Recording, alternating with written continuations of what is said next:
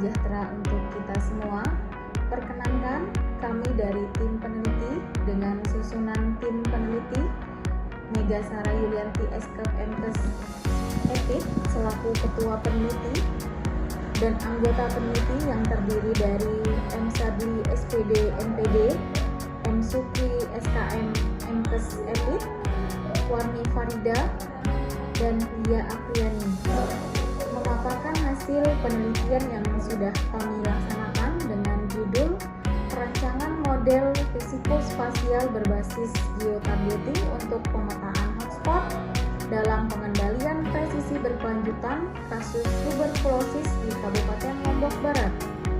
Penelitian ini didanai dari hibah penelitian Kemendikti-Saintek dengan skema penelitian dosen pemula tahun 2025. Tuberkulosis masih menjadi salah satu masalah kesehatan yang mendesak di Indonesia, termasuk di wilayah Lombok Barat.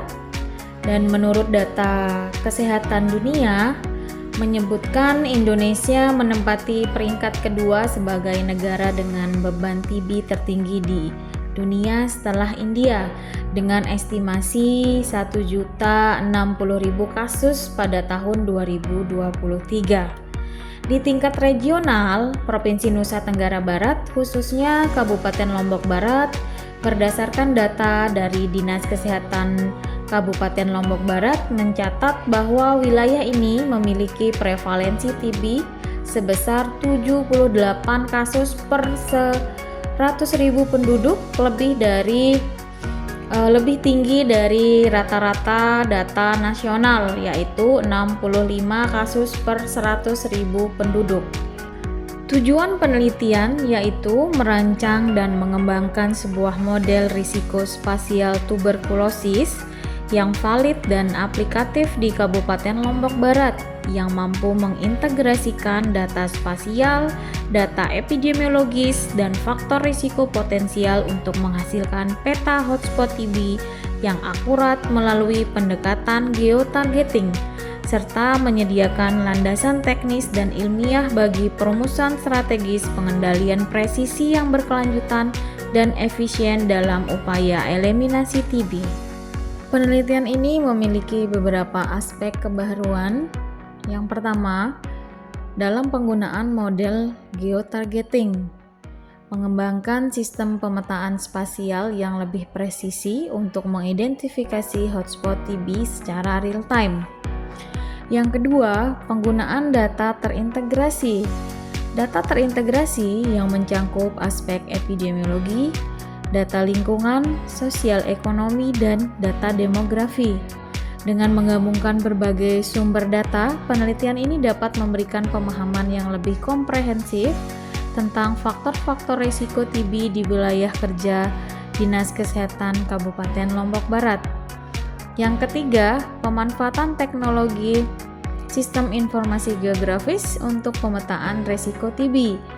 Dengan adanya pemanfaatan teknologi sistem informasi geografis secara intensif untuk memetakan klaster TB dan proyeksi area beresiko tinggi serta mengidentifikasi faktor risiko spasial.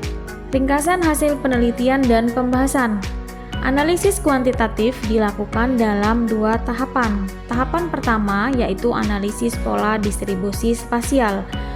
Hasil analisis autokorelasi spasial global menggunakan indeks Morans-I dilakukan untuk mengevaluasi pola sebaran kasus TB di Kabupaten Lombok Barat pada tahun 2023 dan 2024. Hasil analisis menunjukkan bahwa pada tahun 2023 nilai Morans-I sebesar 0,459 dengan tingkat signifikansi P kurang dari 0,001, mengindikasikan adanya pengelompokan atau klaster spasial yang signifikan secara statistik. Pada tahun berikutnya, nilai Morans-I meningkat menjadi 0,521 dengan P kurang dari 0,001 yang mencerminkan peningkatan kekuatan klaster spasial kasus TB dibandingkan tahun sebelumnya. Temuan ini menegaskan bahwa distribusi kasus TB tidak bersifat acak, melainkan menunjukkan pola konsentrasi yang signifikan di wilayah-wilayah tertentu dalam Kabupaten Lombok Barat. Berikut adalah peta hasil analisis spasial tahun 2023 dan tahun 2024. Demikian video singkat profil penelitian ini disusun. Tim peneliti mengucapkan terima kasih kepada Dinas Kesehatan Kabupaten Lombok Barat, seluruh petugas puskesmas, serta masyarakat yang telah berpartisipasi dalam penelitian ini. Penulis juga menghargai dukungan teknis dan administrasi dari Lembaga Penelitian dan Pengabdian Masyarakat UNU NTB, serta bantuan pendanaan dari Kementerian Pendidikan, Riset, dan Teknologi melalui skema hibah penelitian dosen pemula yang telah memungkinkan penelitian ini terlaksana dengan baik.